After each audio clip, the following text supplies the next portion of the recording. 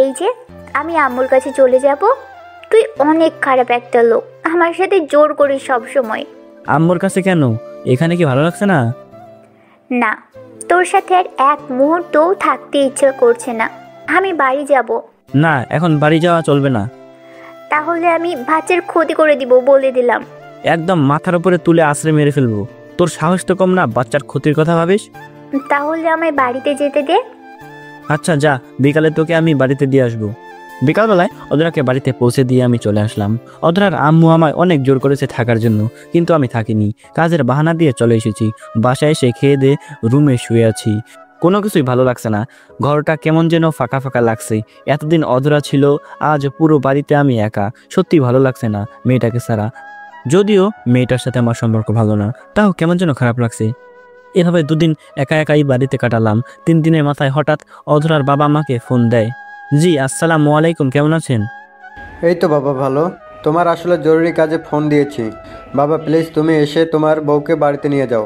সে উল্টাপাল্টা কথা বলছে, তোমার সাথে থাকবে না, তোমার থেকে ডিভোর্স নিয়ে নেবে। এইসব শুনে মাথা অনেকটা গরম হয়ে আছে। কখন যে ইচ্ছে তরফে মাইল লাগিয়ে দেই আল্লাহ জানে। তখন ওর বাচ্চার ক্ষতি হবে।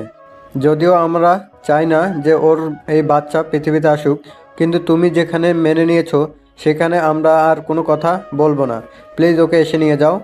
আসলে আমার শরীরটা অনেক খারাপ, অফিসে যেতেও পারিনি, তাই অফিসের কাজ বাসায় বসে বসে করছি। প্লিজ আপনি যদি একটু কষ্ট করে অধরাকে নিয়ে আসতেন তাহলে ভালো হতো। আচ্ছা আমি নিয়ে আসছি, তুমি কাজ করো, তোমার বউ তোমার কাছে এনেই গোচ্ছে দেবো। তারপর ফোন রেখে দিলেন। সবাই আমাকে আর অধরাকে নিয়ে পজিটিভ, শুধু অধরা বাদে। এই মেয়ে তিশান তিশান করে পাগল হয়ে যাচ্ছে। দাঁড়া, আজ খালি তুই বাসায় আয়, তোর সাথে আজ সমস্ত কিছু করব আমি। তোর সাথে লিপ্ত হবো আজ আমি। তারপর দেখি তুই তিশানের কাছে কি করে যাস। দেখ পুরো মাথাটাই আউলে দিয়েছে। আবার কাজে মন দেওয়ার চেষ্টা করলাম, কাজ করছি। একটু পর হঠাৎ দরজায় বেল বেজে উঠলো। অধরার বাবা তাকে নিয়ে এসেছে। উঠে গিয়ে দরজা খুলে দিলাম। দরজা খুলে দেখি আমার ক্লাসমেট মৌকে। কিরে হঠাৎ তুই এই অসময়ে আমার বাড়িতে? সে কোনো কথাই বললো না, খপ করে আমার কলার ধরে ফেললো। চল তুই ভিতরে। সে আমার কলার ধরে টানতে টানতে রুমের ভিতরে নিয়ে গেল। রুমের ভিতরে নিয়ে গিয়ে ধাক্কা দিয়ে খাটের উপরে ফেলে দিল। মৌ কি করছিস? কি করছি তুই নিজের চোখেই দেখতে পাবি। মৌ আমার বিছানায় ফেলে দিয়ে ঠাস ঠাস করে টান দিয়ে বুক থেকে ওড়না খুলে হাতে নিয়ে নিল। তারপর সেটা দিয়ে শক্ত করে পেঁচিয়ে আমার দুটো হাত বেঁধে ফেললো। মৌ কি করতে চাইছিস কি? মৌ কেমন যেন হিংস্র পশুর মতন আচরণ করছে। তার এরূপ আচরণ দেখে কলিজার সমস্ত পানি যেন নিমিষেই শুকিয়ে গেছে। আজ তোর সমস্ত কিছু লুটে নিব, তারপর দেখি তুই আমায় কিভাবে আপন না করে থাকিস। মৌয়ের কথা শুনে তো চোখ জোড়া সোজাসুজি কপালে উঠে গেল। হায় আল্লাহ, আজ হয়তো মৌ তার চাহিদা পূরণ করেই ছাড়বে। মৌ প্লিজ তুই আমায় ছেড়ে দে। চুপ তুই, তোর মুখ থেকে একটা কথাও শুনতে চাই না আমি। হয়েছে, অনেক হয়েছে আমাকে অবহেলা করা। এবার আমি নিজের অধিকার নিজেই আদায় করে ছাড়বো।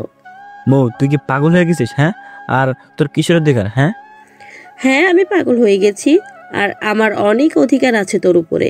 সেই কলেজ লাইফ থেকে তোর পিছনে পড়ে আছি, তোকে ভালোবেসে আসছি, কিন্তু তুই কি না আমার দিকে কোনো খেয়ালই করিস না। আজকের পর তোর খেয়াল আমাকে ঘিরে থাকবে। মৌ পাগলামোর লিমিট থাকা উচিত।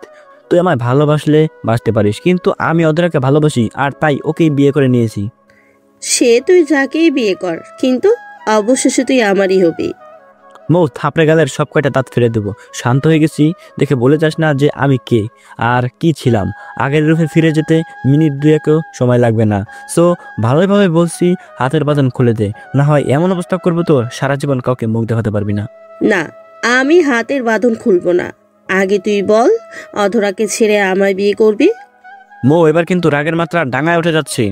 এই কুত্তার বাচ্চা, তুই হাতের বাঁধন খুলবি নাকি চিরতরে তোর শরীরে কলঙ্কের দাগ লাগিয়ে দেবো? আমার কথা শুনে মৌ এবার ভয়ে কান্না করে দিল। হ্যাঁ দিচ্ছি হাতের বাঁধন খুলে। মৌ কান্না করতে করতে আমার হাতের বাঁধন খুলে দেয়। এত সময় ভালোভাবে বলাই শুনেনি, এখন যখন একটু শক্ত করে কথা বলছি তখনই কথার ভিতরে ঢুকেছে। ওই যে বলে না, দুনিয়ায় মানুষ শক্তের ভক্ত নরমের জম। মৌ তুই কান্না করছিস কেন? এখানে কান্না করার মতো তো কিছুই দেখছে না। তোর চোখে তো কিছুই পড়বে না। আজ কত বছর ধরে তোকে আমি ভালোবাসি, কিন্তু তুই আমার ভালোবাসা কখনো বোঝার চেষ্টা করিস না। উল্টো অধরাকে বিয়ে করে বসেছিস, যে কিনা অন্য সন্তান বই নিয়ে বেড়াচ্ছে।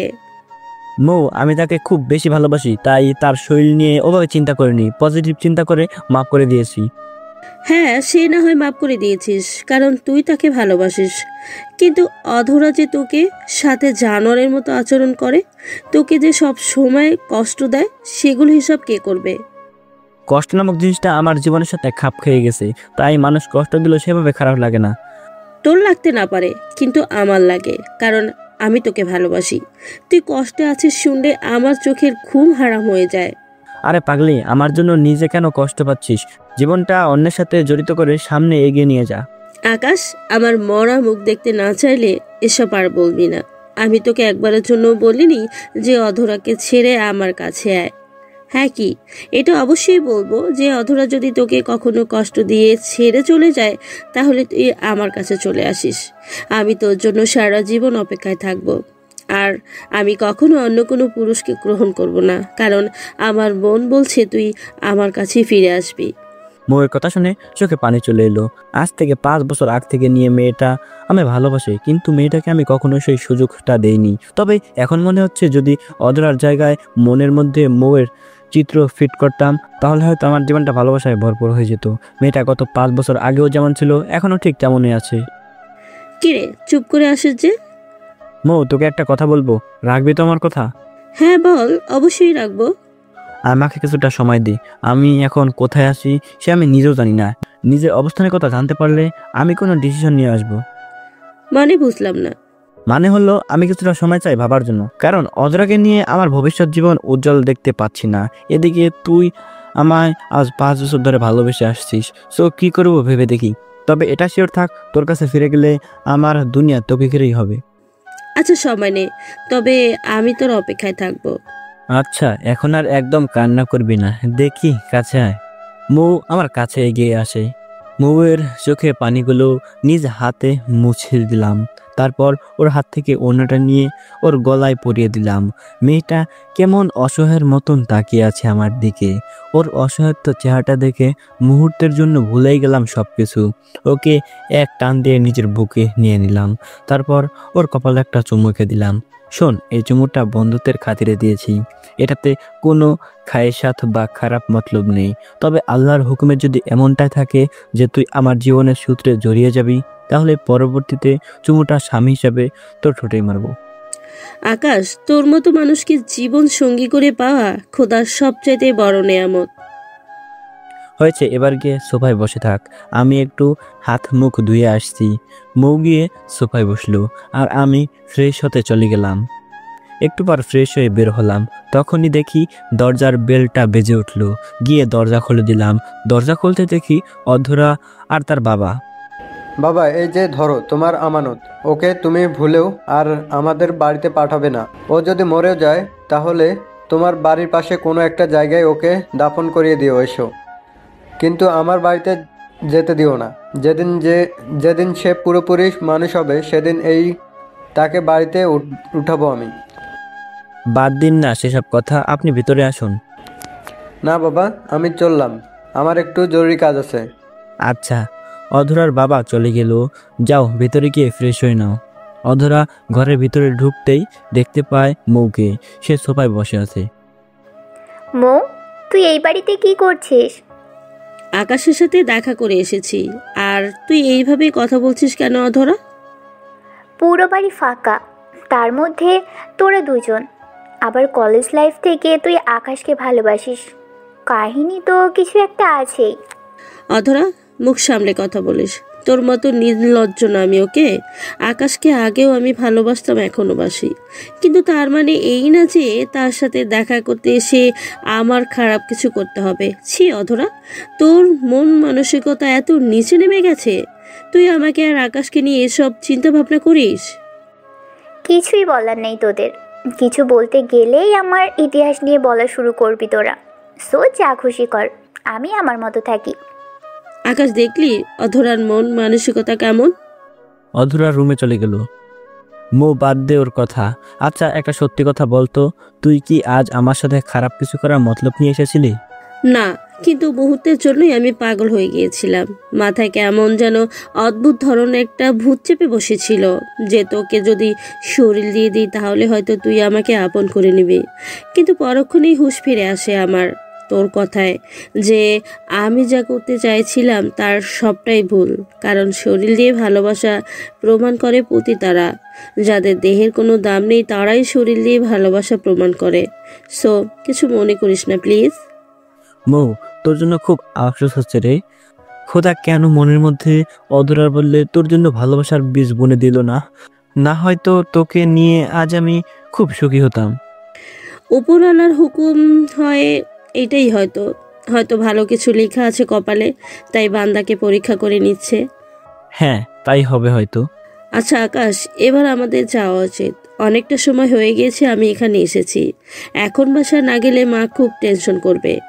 আচ্ছা ঠিক আছে, কিন্তু খাওয়া দাওয়া করে যা। না রে, সেটাও হবে না, কারণ মা আমার ছাড়া খাবার খায় না। অন্য একদিন খাবো নে। আচ্ছা ঠিক আছে। তারপর মৌ চলে গেল। মেয়েটার জন্য খুব খারাপ লাগছে। সবকিছুই হয়েছে অধরার জন্য। মেয়েটাকে যদি আমি ভালো না বাসতাম তাহলে হয়তো আজ এই দিন দেখতে হতো না। অধরার সাথে অনেক কিছু করার প্ল্যান করেছিলাম আজকে, কিন্তু মৌয়ের কারণে সবকিছুই মাথা থেকে ঝেড়ে ফেলে দিয়েছি। কারণ আমার জীবনের এখন কোনো ভরসা নেই। কোন দিকে মোড় টানবে তা নিজেও জানি না। তাই এখন এসব না করাই ভালো।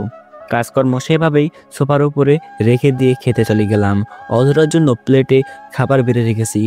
পুরোপুরি দুপুর হয়নি, কিন্তু মোটামুটি সময় হয়ে এসেছে খাওয়ার। অধরা, খেতে এসো। আমি খাবো না, তোর খাবার তুই খা। খাবি না মানে? তোর ঘাড়ও খাবে। রুম থেকে গিয়ে জোর করে কোলে তুলে নিয়ে আসলাম, তারপর চেয়ারে এনে বসালাম। নে খাবার খা। আকাশ, তুই কিন্তু অতিরিক্ত করছিস।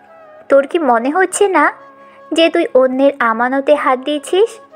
অন্যের আমানত না, তোকে আমি বিয়ে করেছি, সো তুই আমার আমানত। জোর করে বিয়ে করলেই সব হয়ে যায় না। আমার মন আর শরীর দুটোই তিশানের জন্য। তুই সেই দুটো জিনিসের কোনো দিনও পাবি না। আর শোন, তিশানের সাথে আমার কথা হয়েছে। সে আমায় বলেছে কিছুদিন পর সে আমায় নিয়ে যাবে। সো তোকে আমি ডিভোর্স দিয়ে দিব।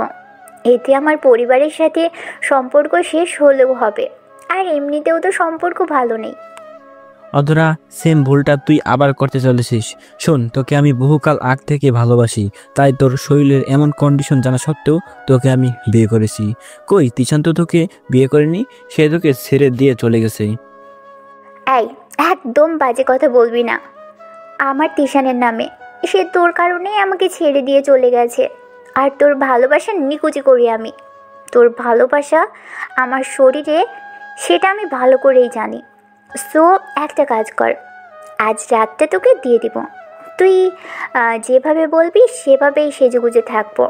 তোর যা ইচ্ছা করিস আমার শরীরের সাথে, যেভাবে ইচ্ছে হয় ভোগ করিস আমার শরীরটাকে। তা প্লিজ আমায় মুক্তি দে।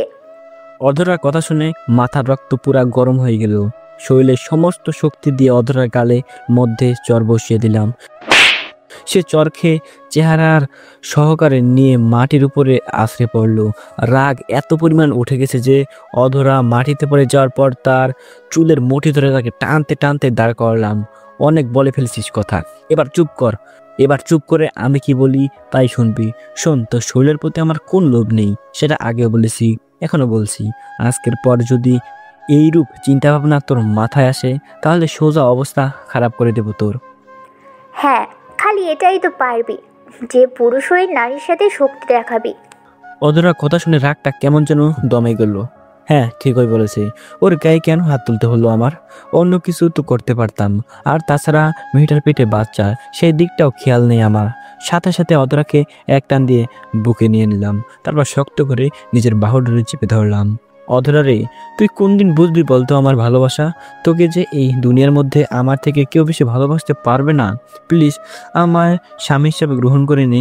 ভিক্ষা চাইছি তোর কাছে, স্বামীর অধিকার। না, তোকে আমি কোনো দিনও স্বামী হিসেবে গ্রহণ করব না। তুই যদি মরেও যাস তাও কোনো দিনও তোকে স্বামী হিসেবে গ্রহণ করব না। সত্যি? আমি যদি মরে যাই তাও তুই আমায় গ্রহণ করবি না? না না না, দরকার হয় 100 বার বলবো না। অধরা, দিনটা খুব শীঘ্রই আসবে রে, যেদিন আকাশ নামের কোনো পাপিষ্ঠ দুনিয়ায় থাকবে না। আর সেদিন তোর আজকের বলা নাটা হ্যাঁতে পরিণত হয়ে যাবে। যেদিন তুই সমস্ত সত্যিটা নিজের চোখের সামনে দেখতে পাবি, সেদিন তুই পাগলের মতন কাঁদবি। সেদিন বুঝতে পারবি যে আকাশ নামের কোলাঙ্গারটা তোকে কেমন ধারা ভালোবেসেছিল। তখন পাগলের মতো কান্না করলেও আমি আকাশকে আর ফিরে পাবি না। হয়তো সেদিনটা দেখার জন্য আমি থাকবো না, না হয়তোবা তোর থেকে দরা ছোঁয়ার অনেক বাহিরে চলে যাব আমি। আরে ছাড় তো তুই, তোর মতন খারাপ মানুষের সাথে এসব বিরহের কথা মানাই না। যা গিয়ে অন্য কাউকে পটে এসব বলে। আমার মন কোনো দিনও গলাতে পারবি না এসব বলে। অধরা ঝাটকা দিয়ে আমার কাছ থেকে নিজেকে ছাড়িয়ে নেয়। অধরা, আজ এত অবহেলা করছিস তো ডায়েরিতে টুকে রাখিস। একদিন তুই দুনিয়ার সবচাইতে অবহেলার পাত্র হবি। সেদিন তুই আমি আকাশের খোঁজ করতে করতে পাতাল পর্যন্ত চলে যাবি, কিন্তু আমার সন্ধান আর মিলবে না। থাক, তুই খেয়ে নে এবার। আমি রুমে চলে গেলাম। তখনই সাজ্জাদ ফোন করে। হ্যাঁ সাজ্জাদ, বল। টিভি নিউজ খুলে দেখ তাড়াতাড়ি। সাজ্জাদের কথা মতন টিভি নিউজ চালু করলাম। নিউজ চালু করলেই চোখ জোড়া সোজা কপালে উঠে গেছে। টিভির স্ক্রিনে মৌকে দেখাচ্ছে। মৌয়ের নিথর বডিটাকে কয়েকজন মানুষ ট্রলিতে করে অ্যাম্বুলেন্সে উঠাচ্ছে। এটা দেখে শরীরের সমস্ত লোম দাঁড়িয়ে গেল। নিজের অজান্তেই চেঁচিয়ে কেঁদে উঠলাম। না, মৌয়ের কিছু হতে পারে না। নিউজ রিপোর্টার নিউজ রিড করছে।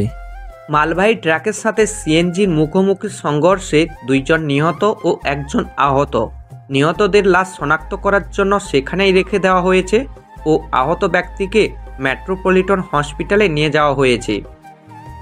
তার মানে মৌ ঠিক আছে? সে বাদে বাকি 2 জন নিহত। সেই অবস্থায় দৌড়ে ঘর থেকে বের হয়ে গেলাম। রওনা হলাম মেট্রোপলিটন হসপিটালের উদ্দেশ্যে। সেখানে পৌঁছে দেখি মৌকে ইমার্জেন্সিতে নিয়ে যাওয়া হয়েছে। একটু পর ইমার্জেন্সি থেকে ডক্টর বেরিয়ে আসে। ডক্টর, কি অবস্থা মৌয়ের? মাথায় প্রচণ্ড চোট লেগেছে, তবে আশা করি বড় কিছু হবে না। তবে খোদার হুকুম যদি অন্যরকম থাকে তাহলে সেটা ওনার ব্যাপার। ডক্টরের কথা শুনে বুঝতে বাকি রইল না যে তিনি আমায় সান্ত্বনা দিচ্ছেন। সারাদিন মৌয়ের সাথে দেখা করতে দিল না ডক্টররা। রাতের বেলায় মৌয়ের মা খবর পেয়ে হসপিটালে ছুটে আসি। আমি তিনাকে হসপিটালে রেখে বাসায় চলে আসি, কারণ অধরা বাসায় একা। তার কন্ডিশনও এখন ভালো না। কখন কি হয়ে যায় বলা যায় না। রাতের বাজে 10টা। বাসায় এসে দেখি অধরা শুয়ে শুয়ে ফোনে কথা বলছে। এই, তুমি কার সাথে কথা বলছো? কেন, তা দিয়ে তোর কি কাজ রে? অধরা, মাথার রক্ত গরম হয়ে আছে। কখন থাপড়ে গালের সব কটা দাঁত ফেলে দেই তা নিজেও বলতে পারবি না। সো যা জিজ্ঞাসা করছি তার উত্তর দে। তিশানের সাথে। তিশানের কথা শুনেই রাগ উঠে গেল। অধরার কাছে গিয়ে খপ করে টান দিয়ে ওর হাত থেকে ফোনটা নিয়ে নিলাম। তিশান, তোকে আগেও বারণ করছি যে অধরার আশেপাশেও যেন তোকে না দেখি। আরে তো তোর বউকে তুই সামলা না, সে তো নিজেই আমার সাথে কথা বলতে আসছে। সো নিজের বউকে নিজে কন্ট্রোল কর, খামাখা আমার উপরে রাগ দেখাতে আসিস না। আজকের পর অধরা তোর সাথে যোগাযোগ করতে চাইলেও তুই ওর সাথে যোগাযোগ করবি না। সেটা তোর বউকে ভালো করে বল। ফ্রিতে মজা সবাই নেয়, আর বউ ফোন দিয়ে রামলীলা করতে চাইলে আমি তো বারণ করব না। কুত্তার বাচ্চা, মুখ সামলে কথা বল। আকাশ, অধরার মতন মেয়ের জন্য তুই আমার সাথে বাড়াবাড়ি করছিস? এই রাখ তোর নোংরা আলাপ। তোর মতন জানোয়ারকে তো জুতা মারা উচিত। বাহ আকাশ বাহ, নিজের বউ নষ্টমি করতে পারলে মানুষ সেটার মজা নিতে পারবে না। তিশানের কথা শুনে এবার পুরোপুরি মাথা বিগড়ে গেল। এক আছাড় দিয়ে ফোনটা টুকরো টুকরো করে ফেললাম। অধরা, ভালোই ভালোই বলছি শুধরে যাও, না হয় কবর করে সোজা সেখানে দাফন করে দেব। আমার রাগ দেখে অধরা আর কোনো কথাই বলল না। সে রুম থেকে উঠে অন্য রুমে চলে গেল। ছোট লোকটা আমার উপরে মেজাজ দেখায় আবার। চুপ করে ছোট লোকটা আমার উপর মেজাজ দেখায় আবার। চুপ করেছিলাম বলে ধরে নিস না যে আমি জবাব দিতে জানি না। শুধু সময়ের অপেক্ষায় আছি। সময় এলে তোকে লাথি দিয়ে রেখে তিশানের কাছে চলে যাব। আর আমার ফোন ভেঙেছিস তো, এর থেকে কয়েক গুণ বেশি টাকা আমি তোর পকেট থেকে উসুল করব। আমি কে সেটা এখনও ভালো করে চিনিস নি তুই। যেদিন আমি রাগ দেখাবো সেদিন বুঝতে পারবি সব কিছু। আর কি ভেবেছিস আমার ফোন ভেঙে ফেললে আমি তিশানের সাথে কথা বলতে পারবো না? এমনটা ভাবলে ভুল ভেবেছিস। আমার ছোট ফোন দিয়ে আমি ওর সাথে কথা বলবো, দেখি কি করে তুই আমাকে আটকাস। অধরা অন্য রুমে চলে গেল। ধ্যাত, আগে গিয়ে ফ্রেশ হয়ে আসি। তারপর গিয়ে ফ্রেশ হয়ে আসলাম। পরে টেবিলে খাবার লাগালাম। রাগে পুরো শরীর গিরগির করে কাঁপছে। বাসায় এসে গোসল করছি, তাও রাগটা একটুও কমছে না। তখনই মনে হলো অধরা হয়তো এখনো খায়নি, কারণ সে যে কেয়ারলেস। না, মেয়েটাকে গিয়ে নিয়ে আসি খাওয়ার জন্য। অধরাকে আনতে চলে গেলাম। রুমে গিয়ে দেখি মেয়েটা রাগ করে খাটের উপরে বসে আছে। আমি সোজা গিয়ে কোনো কথা না বলেই অধরাকে কোলে তুলে নিলাম। অধরা আমার কাণ্ড দেখে পুরাই অবাক। এই এই, কি করছিস তুই? নামা আমাকে নিচে। আঙ্গুল দিয়ে অধরা মুখ চেপে ধরলাম। চুপ, একদম চুপ, একটা কথা বলবি না। সে চুপ হয়ে গেল। আমি তাকে কোলে করে রুম থেকে নিয়ে এসে খাবার টেবিলে বসালাম। তারপর নিজের হাতে ওকে জোর করে খাইয়ে দিলাম। অধরাকে খাওয়াচ্ছিলাম আর চোখ দিয়ে টুকটুক করে পানি পড়ছিল। খালি একটা কথাই মাথায় বাড়ি খাচ্ছে, আজ যদি সে আমায় মেনে নিত তাহলে হয়তো সে আমাকে খাইয়ে দিত, কতই না সুখের সংসার হতো আমাদের। কিন্তু আফসোস, সেই কপাল নিয়ে জন্মায়নি। চোখের পানি যেন ঘন হয়ে পড়তে শুরু করলো। অধরা আমার দিকে এক নজরে তাকিয়ে আছে। আকাশ, তোকে একটা কথা বলবো। হ্যাঁ বল। আগে চোখের পানিগুলো মুছে নে। আচ্ছা। হাত দিয়ে চোখের পানিগুলো মুছে ফেললাম। নে, মুছে ফেলেছি। দেখ আকাশ, আমি জানি তুই আমাকে তিশানের থেকে দূরে সরিয়েছিস। আমাকে নিজের করে পাওয়ার জন্য অনেক রকম চেষ্টাই তুই চালিয়েছিস। শেষমেশ জোর করে নিজের করে নিয়েছিস। কিন্তু একটা কথা না, আজ না খুব করে বলতে ইচ্ছে করছে তোকে। তোর চোখের পানিগুলো দেখে কেন জানি মনে হচ্ছে তোর মধ্যে কোথাও না কোথাও একটু হলেও সত্যতা লুকিয়ে আছে। ওদের কথা শুনে ফুপিয়ে কান্না করে দিলাম। নিজেকে আর কোনোভাবেই ধরে রাখতে পারলাম না। প্লিজ আকাশ, কান্না করিস না। বিশ্বাস কর, তোর চোখের পানিগুলো দেখে না আমার খুব ভয় হচ্ছে। আমার কেন জানি মনে হচ্ছে তোর চোখ থেকে গড়িয়ে পড়া অস্ত্রগুলো আমার জীবনে কাল হয়ে ফিরে আসবে। সেদিন হয়তো আমি জমিনে দাঁড়িয়ে থাকার শক্তি হারিয়ে ফেলবো। প্লিজ অধরা, এসব বলিস না। যত যাই হোক, আমি চাই না তোর জীবনে কোনো বালা মুসিবত আসুক। তোর উপরে যদি কোনো বালা মুসিবত এসেও থাকে, সেটা যেন আমার উপর দিয়ে চলে যায়। আকাশ প্লিজ, এভাবে বলিস না রে। আমি তোর প্রতি দুর্বল হয়ে পড়বো তাহলে। কিন্তু আমি চাই না তোর প্রতি দুর্বল হতে, কারণ আমি তিশানকে ভালোবাসি। যত যাই হোক, আমি তিশানকে কখনোই ভুলতে পারবো না। অধরা, খুব ভালোবাসাটা হয়তো একদিন থাকবে না, কারণ সত্যর মুখোমুখি যেদিন হবি সেদিন হয়তো সবটাই তোর চোখের সামনে ক্লিয়ার হয়ে যাবে। সেদিন হয়তো আমাকে আর পাবি না, কিন্তু আমি চাই তোর ভালো এবং খারাপ সময়ের সাথে হতে। সেটা তুই বন্ধু হয়েও করতে পারিস, কিন্তু তুই যদি সত্যি আমায় ভালোবেসে থাকিস তাহলে প্লিজ আমাকে তিশানের হাতে সঁপে দে। আমি তোর ভালো বন্ধু হতে চাই না, কারণ আমার খুব কষ্ট হবে তোকে পেয়েও হারিয়ে ফেলার পর। তবে আমি ভালোবাসার প্রমাণ দিব, তোকে তিশানের কাছে পৌঁছে দিয়ে আসবো। কিন্তু তার জন্য আমাকে কয়েকটা মাস সময় দিতে হবে। কয়েকটা মাস আমাকে ভালোবাসার সুযোগটা দিতে হবে। তুই ভালোবাসিস না আমায়, শুধু কয়েকটা মাস আমি আমার মতন করে তোকে ভালোবাসবো, যাতে করে সারা জীবন এই ভালোবাসার মুহূর্তগুলোকে মনে করে পার করে দিতে পারি।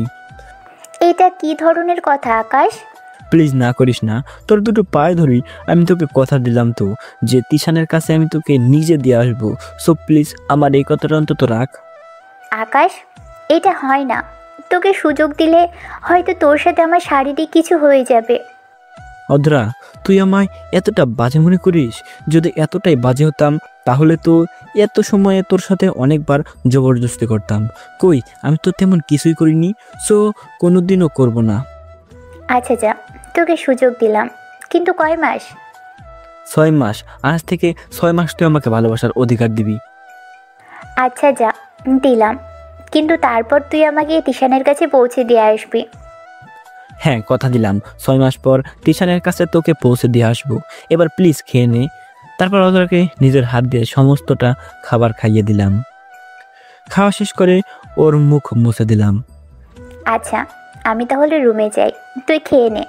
আচ্ছা, কিন্তু ঘুমিয়ে পড়িস না, তোকে একটা জিনিস দেওয়ার বাকি আছে। আচ্ছা। অধরা রুমে চলে গেল।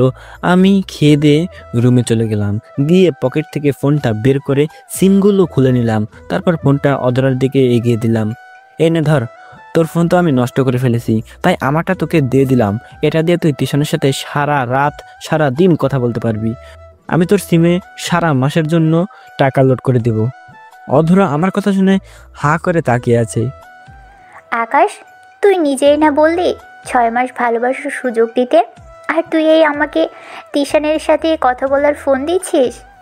অধরা, ভালোবাসার জন্য সুযোগ দিয়েছিস, তার মানে এই না যে তোকে আমি জিম্মি করে রাখবো। আমি চাই তুই সবসময় হাসি মুখে থাক, তাই তোকে ফোন দিয়ে দিলাম। কারণ ফোন ছাড়া তিশানের সাথে কথা বলতে পারবি না, আর তিশানই তোর ভালো থাকার আসল কারণ।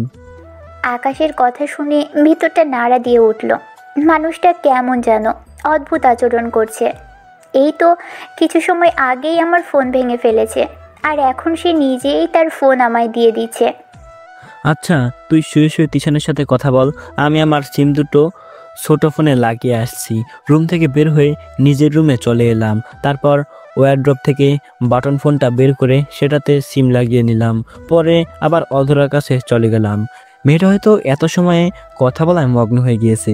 যাক, সে তার প্রিয় মানুষকে নিয়ে হাসি খুশি থাকুক। আমি না হয় 6 মাস নিজের মতন করে ভালোবেসে যাব, যাতে করে এই 6 মাসের স্মৃতি নিয়ে 60 বছর কাটিয়ে দিতে পারি।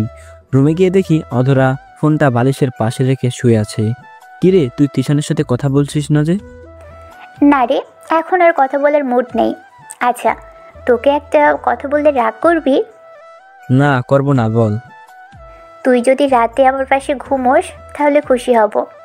কেন রে, আমি যদি উল্টাপাল্টা কিছু করে বসি? আকাশ, তোকে পড়া শেষ আমার। আমি জানি তুই আমার সাথে কিছুই করবি না, সো প্লিজ পাশে এসে ঘুমো। আচ্ছা। অধরার পাশে গিয়ে শুয়ে পড়লাম। মেয়েটা আমার দিকে হা করে তাকিয়ে আছে।